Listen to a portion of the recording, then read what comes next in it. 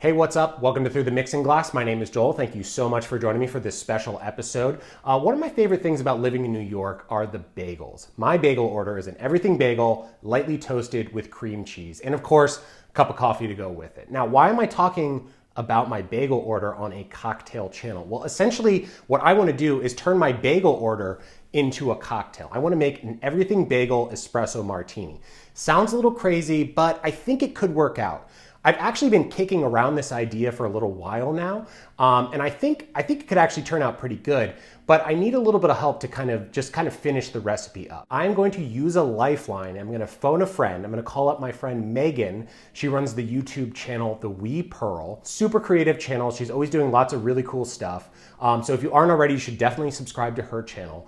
And I'm just going to bounce some ideas off of her, see if she can kind of steer me in the right direction. So while I talk with Meaghen, I'm going to go grab some ingredients from the store, and through the power of editing, we will meet back here in a couple minutes and we will make the Everything Bagel Espresso Martini. All right, don't go anywhere. Hey, Meaghen. Hey, Joel. Hey, thanks so much for helping me out with this. Yeah, absolutely. I'm excited. I can't wait to hear what you've come up with. Yeah, so I'm trying to come up with the ultimate New York City bagel and coffee espresso martini. That's the goal. One element will be an everything bagel seasoned rim, kind of like you might see with a margarita with the salt rim. And then I also want to do kind of like a cream cheese whipped cream float on top, like you might see with like an Irish coffee, but with some added flavor from the cream cheese. But I'm trying to think if there's a way that I can modify the recipe somehow so that it's got kind of like a New York element to it or something like that. But I'm running out of ideas. Do you have any thoughts? So I love this idea. I think it's really cool. Maybe even like not even doing vodka. Maybe like instead changing out the base spirit, I think would also really like elevate things. Okay. Like bourbon paired with those with the everything bagel spice would be a really interesting play on it. Okay. I don't know if that makes it more New York, but I don't know. I feel like it could. A Manhattan, maybe bourbon. Exactly. So, we're getting there. That could be something. And I could even use like a New York bourbon, like a bourbon from New York City. Yes, I think that's a really cool idea. How are you going to do the cream cheese float exactly? So I found a recipe online for like cream cheese, like frosting whipped cream stuff that you can put on like cupcakes and stuff like that.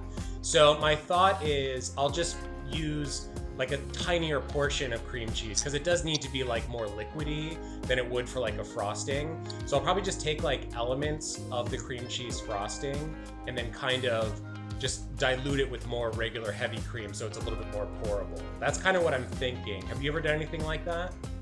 So I've never done anything like that, but just off the top of my head, I'm thinking you might even be able to get away with something a little looser than cream cheese, like maybe like a creme fraiche or something could work, and just add like a drop or two of saline. Okay. And then you could like add a little bit of cream to that and then just like give it a good shake. Okay.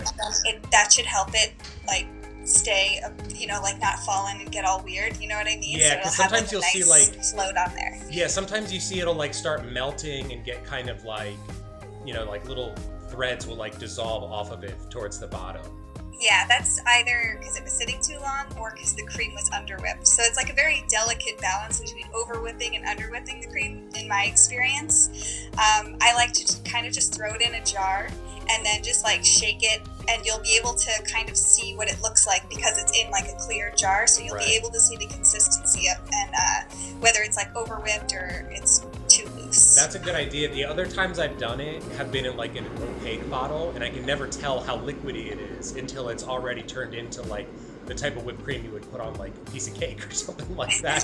So it's too late. I actually learned that trick. I was working at an Irish pub like near Times Square, and for the Irish coffees they actually just had like an empty Gatorade bottle that they would fill with cream, and then that's like what they would use to like top their Irish coffees. I always thought it was like funny but kind of genius. I think that you're like right on target with like the rim. I think that sounds really cool. Yeah, I'm excited too. Definitely have my work cut out for me though to play around with some of these ideas, but I definitely think that this is like a good like starting point for me in some good ideas to work with. So yeah, so this is great. Thank you so much, Meaghen. Yeah, of course. I will see you on YouTube. Okay, sounds All right. good. Thanks, Meaghen. Okay, so after playing around with the ingredients I snagged on my liquor store run and trying out some of Meaghen's ideas, I have settled on a recipe that I think is pretty good. Let's give this thing a shot. First into our shaker is a hefty bar spoon of dry curacao. This is going to help brighten the whole thing up. Next is 1/4 ounce of Mr. Black coffee liqueur. You can use another type of coffee liqueur if that's what you have on hand, but if you're going to go out and buy something, I highly recommend checking out Mr. Black.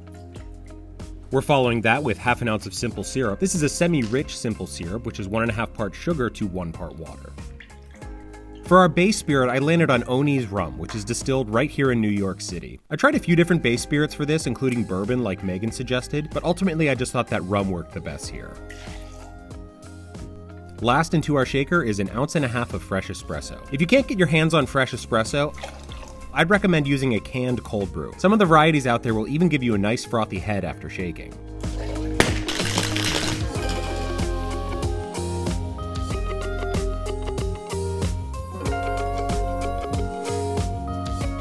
Okay, here's where the Everything Bagel part of this drink comes in. We are going to take our beautiful espresso martini, it looks so good, and try to gently float some of my cream cheese whipped cream on top. I'll drop a link in the comments to the recipe I worked off of for this. Whipping this up in a clear container like Meaghen suggested definitely helped get the right consistency, but I'm wishing I had used a squirt bottle or some other method in order to float it on top of the drink. This isn't exactly the artful presentation I had in mind. And last but not least, our Everything Bagel seasoning. Instead of rimming the glass, I'm just gonna shake out a bunch on top. You don't need to go crazy here either. A little bit will go a long way with this stuff. All right, there we have it. My Everything Bagel Espresso Martini. Sounds a little crazy. Let's see how it tastes.